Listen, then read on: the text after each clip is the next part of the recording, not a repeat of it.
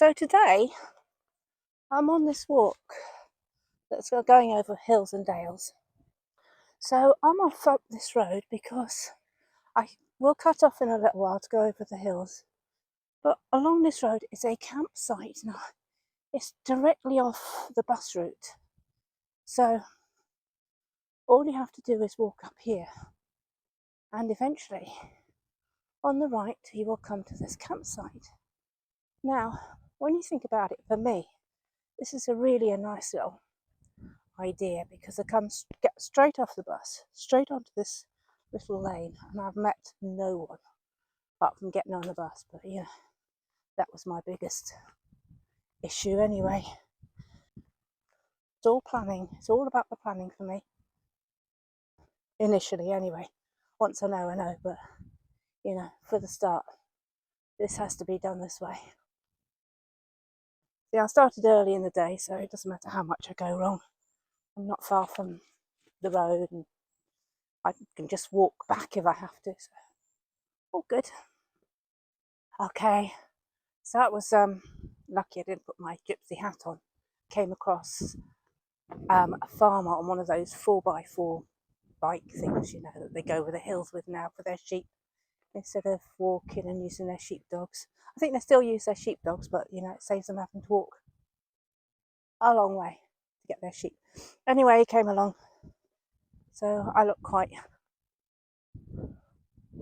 ordinary without my gypsy hat on, so glad I didn't put that on. I'm heading back down. I'm going to see just down here whether I can see this campsite. Back with you shortly.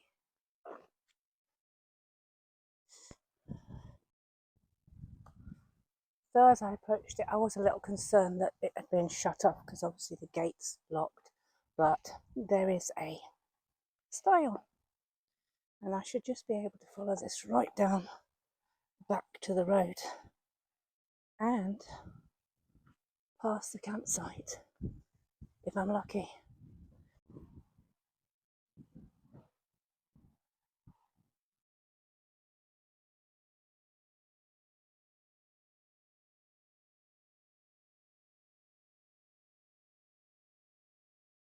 Oh, too fine young man. Hello, gorgeous.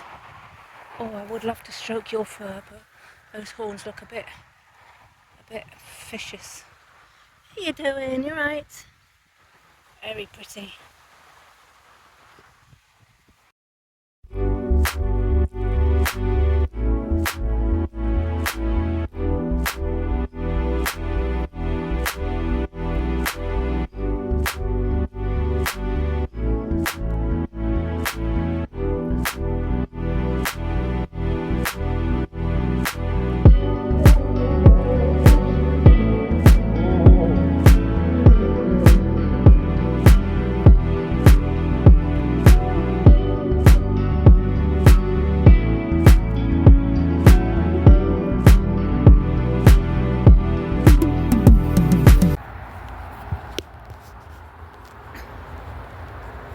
So I just want to chat today about the meaning of life and what it is.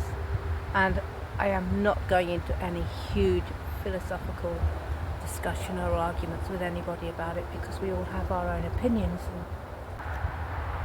So lots of us have an opinion on the meaning of life and what it means to people. But for me, got a little waspy on there. For me, I'm flawed, I'm stuck. I can't work out what the meaning of life is. Why have I been put on this beautiful, beautiful planet with all this beautiful land around me, and birds and animals and so much stuff for me to appreciate, only not to be able to, only to have to work and work and work, and then after many years going into retirement and thinking this will be good, you suddenly realise that you haven't probably got that many good mobile years left, and B, you're starting to get health issues and things that you planned to do can no longer happen because of, various health issues or anything else that's affecting your life. What you planned 20 years down the line when you were thinking, right, that's what I'm going to do when I retire. I'm going to walk the land and do this, and start a craft school or whatever. And you get there and you find that you can't. And you think, wow, I wish I'd known that. I wish I'd been able to see into the future. So we have no idea what's around the corner. But there has to be a reason why we're here. Why we've been born and put on this planet. There must have been a reason, isn't there? Hasn't there? I think maybe we were supposed to sort of mix with animals and lead gentle lives, and what happened was man became too clever and he became too greedy, and he just took. And then when he couldn't take any more, he just started abusing what was around him. So instead of making this land and keeping this land beautiful, we just keep destroying it and destroying it. And every day we go to work and we come home and we bring up our families and we just live, don't we? We just live to survive.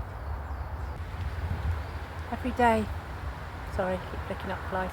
Every day we live to survive, to try and get by with everything that we've got, the work that we have to do, the people that we have to look after, the life that we lead.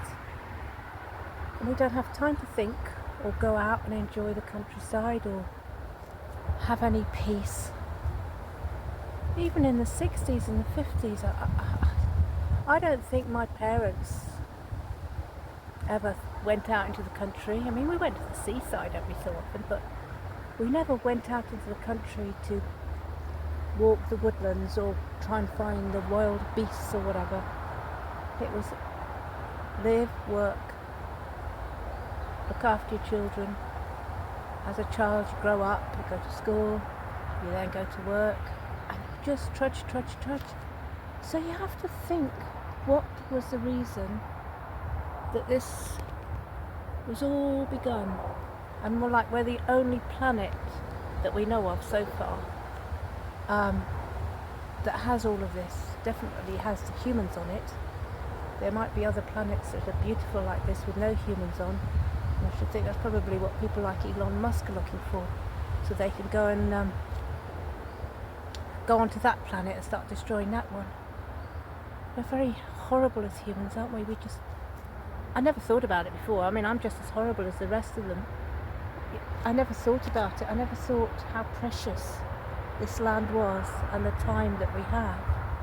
And so now I'm starting to think, what was my reason? What was my reason for being on this earth? As I'm getting older, I'm one step closer to, going up there. I'm thinking, what was the reason?